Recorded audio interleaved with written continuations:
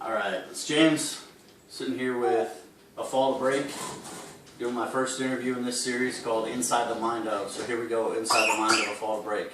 First thing, guys, why don't we go around, give me your name, what you do in the group, and your piece in this puzzle. Start doing that. I'm Nathan, I'm the lead singer, and I'm one of the co-creators with Craig. I'm Cody, I'm the lead guitarist. Craig, guitar, engineer, extraordinaire. I'm Jeffy, I play bass, I tell jokes. Scott Trulove, play drums. That's it. That's all I do.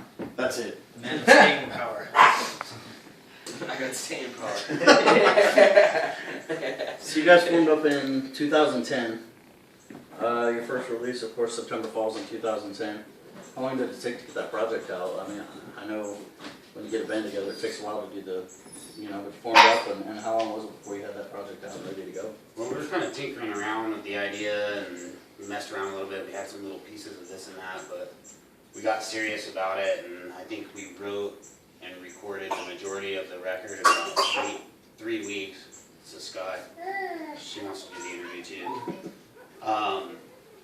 So about 3 to 4 weeks it took us to write and record the album. We really rushed into that one and just laid it all down. We had some stuff laying around, but it was one of those, we didn't know what we were going to do really, and then we just dropped it and put some ultimatums. We booked a show and said we were going to have a CD out, and we did.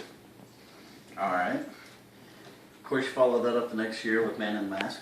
Yeah. It seemed to be a little bit, of course, you see the evolution of bands from one CD to the next. And, it came out rather quick again, another year. Was that another 3-week kind of project, or was it a little bit longer and more involved? That one took us a year when it was said and done. It was pretty much a couple months after we finished the first one, like, fuck it, we'll start with another one. Okay.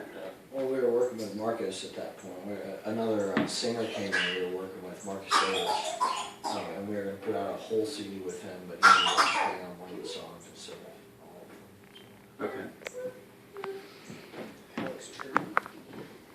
Yeah, that CD took about a year, I think, we had nothing at all, so it was really crazy how we did it. We freestyled just a bunch of drum loops, and then we put them all together and wrote the album around a bunch of drums, so it was definitely a different experience and took a lot longer to do. But a lot of experimentation on that album. I think half of it was really good and the other half was kind of questionable.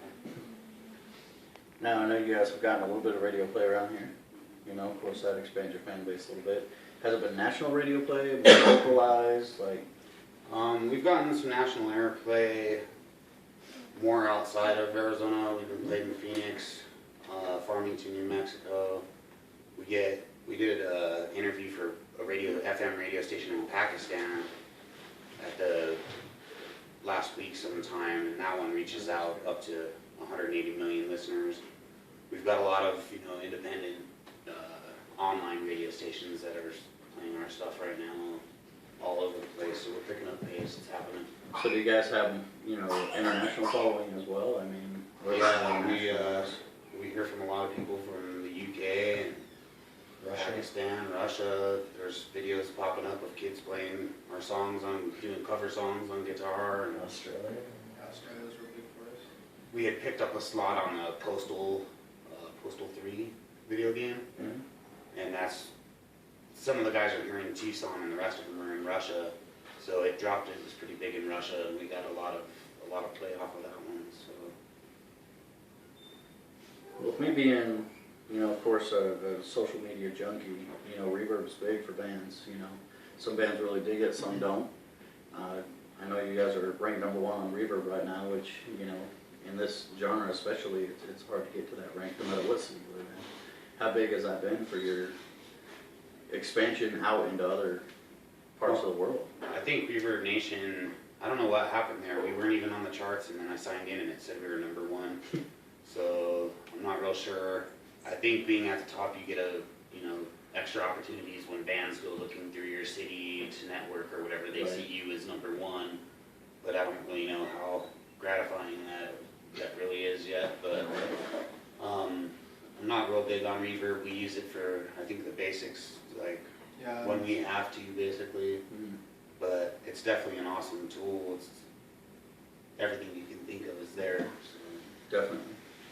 Now, before you guys all joined together to form Fall Break, y'all did independent projects or other bands. How long did you guys play in other bands prior to kind of coming together and forming this?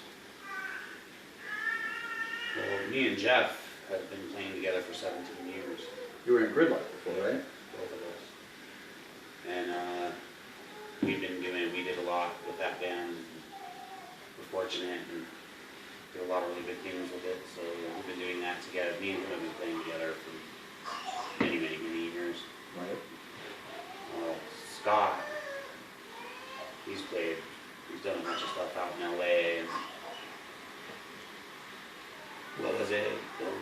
11th fastest drummer in 2001 or something in a contest. Well, Guinness, whatever. At one point. Guinness? So, Yeah. Nice. yeah, everybody's been doing it for a long time. Buddy's the youngest one. I've been doing it almost as long as he's been alive. So, but he's done some stuff in Nashville, and Nathan has done rap and gospel and everything. I mean, the guy's done all kinds of music, so there's definitely been a lot of weird things. You see our bio, it's like we played with Soulfly, Hate Greed, Tech Nine. You know? Nothing wrong with that. Yeah, it's definitely a different mix, but it's worked for us so far. Now, being only a few years old now, it's going to be your third year as a group. Why do you think this lineup has been so successful? Like, so quickly successful? Work ethic, more than anything. I think when we get out there, we hit it hard. We don't sit around and wait for it to come to us. We go and get it. I think we're getting a little older now too, so we don't dick off as much, you know, not worried about partying. Right. There's a lot of years of experience. As much. So when we get together, we usually stay focused on whatever project we're doing, you know, so I think a lot of it has to do with time constraints in our personal lives too. Right. So when we do get together, we have to be serious or else we don't get anything done. Right. Yeah, once it comes down to doing music, it's not about sitting there and smiling and laughing. It's, Getting it done. yeah, right now we've got 12 rough tracks sitting there, and we started in December. Oh, wow. Okay. So it's definitely, we're on it, you know, we ain't got time to wait around. I gotta figure out what the fuck that chirping is. Somewhere over there. The birds. Now, on a lot of your YouTube videos, I've seen you compare to groups like Trivium, other groups like that. Who would you guys compare yourself to as far as the bass sound that you know, try to strive to get? Breaking Benjamin, Breaking Benjamin? ish. I don't know, we hear a lot of them, man. We've heard Seven Dust and Breaking Benjamin and Trivium and, you know, Killswitch Engage, but I don't really base us upon, you know, what other people are doing. We've been doing it for longer than a lot of those bands have been around when it comes down to it individually or what it may be. So our sound stems a lot from, you know, the 90s, I think, 80s and 90s, Metallica, Slayer, Right. you know, all those kind of bands. Not that we're like that type of heavy or whatever, but as far as our genre, we don't really have a main influence or somebody that we're like, oh, we've got to be, you know, like this or Right. whatever. We just do our thing. You know, our sound is always different from everybody we play with, so I can't really compare us. Some people say we sound like Old Corn, or, you know, if I hear a song to song even, you sound like Seven Dust, you sound like Trivium, you sound like, Right. so I don't really compare us to anybody right now. We've got a lot of old influences, in my opinion. Now, staying on the influences, each of you individually, I was going to ask, a lot of, you know, hip-hop guys I've talked to, their influence, of course, goes back to R&B, old school jazz, things like that.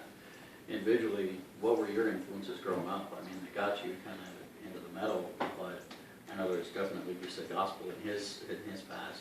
Individually, what were your influences and your idols looking, growing up, that made you kind of go into music and want to do this? Pearl Jam, Stone Pilots, and Alice in Chains. Okay. I don't know, kind of the one that's all over the board. They're always kind of giving me shit. He'd see what I listen to on Spotify, like, what the fuck are you listening to? But like, man, it's like, metal-wise, I'm chilling about them. I mean, obviously, everybody always asks me if this is a fucking X-Men tattoo, but it's for Static X. Like Craig said, I did stuff in Nashville. A lot of my stuff's gospel and religious music like that. I mean, I'm not, you know, primarily a religious guitar player or whatever, but we did movie scores and stuff. I like a lot of background sounds and shit, so most of it's just creating weird sounds and effects and whatnot. So. Okay. I'd say probably Aerosmith, Led Zeppelin, Sabbath, and then Pantera in the 90s, and Pantera was huge, but definitely Deep Purple, Judas Priest, you know, the older stuff. Right. But then it kicked into the metal and, you know, Metal Church and Halloween, and I got into it all, man. Butt rock, power metal, thrash metal, death metal, whatever it is, I got into it. If it was hard, I always liked it. So. Still a butt rocker. I was always into, you know, old rock and roll growing up because, you know, my dad listened to it. You know, I think probably one of the main things is Metallica, because that's like how I learned how to play guitar. So I just get tablature books and sit there and learn Metallica songs. So I think that was a huge influence on me, just because after I could play all Metallica songs, I could, you know, half-ass play guitar right at that point. So then I could expand on to my own from there. So that was probably one of the main ones. Oh man, so many influences. But, I guess the ones that really stuck that I still pull from, draw from, would be Pantera for sure, Sepultura, Korn, a lot of Deftones. I've heard people mention that at shows, they hear the Deftones. And some other, like, a lot of Primus, weird stuff. That's probably the main 5. Because Also, you know, I've been keeping up with you guys on Facebook, seeing your tour schedule you got coming up, and man, you guys got a very busy schedule coming up in the next few months. Where can people see you guys in the near future? I know you mentioned you're going out in a few days, so. Well, we leave in 2 days. We're going to Salt Lake City, Denver, Pueblo, Albuquerque, and then we come back home. Next month we've got the Heart of Texas Rock Fest, which is in Austin, Texas. We're playing on a Saturday, March 16th, on the outside stages, about 4:30. It's going to be pretty big. We're waiting for another confirm in March. That'll be pretty big, but we still haven't got the go-ahead on that. And we'll probably do Dallas the night before that. Then going into July, we have the A2 Festival in Michigan, which they haven't announced the headliners yet, but some of the big bands are Non-Point, 12 Stones, Psycho Stick, Blue Felix, Slaves on Dope. There's like 50 bands on that one. Yeah, there's 50 bands in 2 days. It's MMA fighting. They said anywhere between 5,000 and 10,000 people are going to be there. So wow, it's pretty big event. I was just gonna get a drink. Just go out now. If you had a band call you up and say, hey, we want you to tour this national tour, like iconic band, one that you, if you know, your dream came true, who would you tour with? I'd say Slipknot. Slipknot? Yeah, it's still sour. Lady Gaga. That would be a freaky tour. All the bands that I would want to tour with most are dead, I think, so. Current day, that's a tough one. It'd have to be Slipknot, just because of how huge they are, you know, and they're huge influences on all of us in our own way, so that'd definitely be the biggest thing that could possibly happen to us, I would imagine. That'd be nice. All right, now we get a little bit off music. Something that your fans might not know about each one of you, that if they heard it would be like, what the hell? Lady Gaga, for instance, it's not tough, but Cody cross dresses on every Thursday. Down the American Mile. On Congress, I mean, shit. I've never seen a dude in high heels run so fast. Track athlete, sorry. seriously though, like, some big secret that nobody would ever know. Big secret. Nobody would ever know. Or guess about, you know. Nathan Strait. Yeah, I actually am straight. That Wow. was- He doesn't like men. A big secret. Yeah. I don't know. That's a good question. Wow. I'm a tenor. A lot. My voice. I guess that would be a big secret if somebody looks at me. Yeah. They'd never expect to hear me sing the way that I do. That's like a constant thing that I hear. But I drive a Nissan Versa. A little eggmobile. People My friend's laugh. got Versa, so. People laugh. Great on gas. A little eggmobile. Other than cross-dressing, I mean, that cat's out of the bag now, so. Fuck, I don't know. It is. That is a hard one, yeah. Fucking. I used to do a lot of artwork, I guess. Like, it's the only thing that I can think of. What did your cousin tell us about you while we were in? What'd she say? I don't know. Tell him that. He used to make his mom read to him when he was taking a shit. Oh, that's That's something you wouldn't know There you about. go. That's awesome. There's other ones, but that one's the only one. Claire's like, My favorite one was The Hobbit. Your Lord of the Rings a whole new meaning. I don't know, I think pretty much all of our dirty laundry is all aired out, so there's not a lot that people wouldn't know. I'm like a methamphetamine addict without methamphetamines. I guess that's the biggest one. I never sleep. And This is true, I see it on Facebook all the time. yeah, I try to keep those avenues open. You never know what's gonna slide by you. That's Really? about it, really. There's nothing too strange or weird that I can think of. You know sign language? That's something I didn't know when we went on tour. Yeah. Standing there, I was like, what the fuck? I'm rusty. I used to know something. Bass players, notorious for being weird and out there. Yeah, I don't know. I mean, maybe I play guitar a lot. A lot of people wouldn't guess that about me. They just think I just play bass. So. He gets drunk as shit and beats himself up. Real I get bad. drunk as shit and take. Like, imagine your worst fight against somebody else, and that just being him doing that to himself. Yeah. Like fighting cats. Yeah, he'll show up with his whole face. Yeah, I busted guess up. I get drunk and don't give a shit and jump off fucking walls head first and stupid shit like that. So. You wouldn't really expect it usually. I'm a sucker for love songs, especially piano-based ballads. Aw. See? Also, I'm into ballroom dancing, salsa, Argentine tango. shut up. Seriously. We'll call you on that one. Okay. Somewhere we're Now gonna we get that know. one. Cutting rugs. Scott, let's salsa. Scott likes the salsa. Mango salsa. Tomatillo. Alright, anything else that you want to tell your fans? Right now's the time. Anything you want to put out there?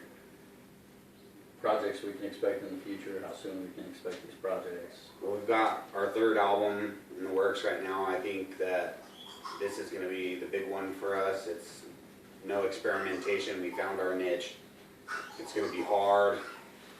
I think it'll be out, I want to say by May, but don't hold me to that. It could be later, but we're shooting for hopefully around May.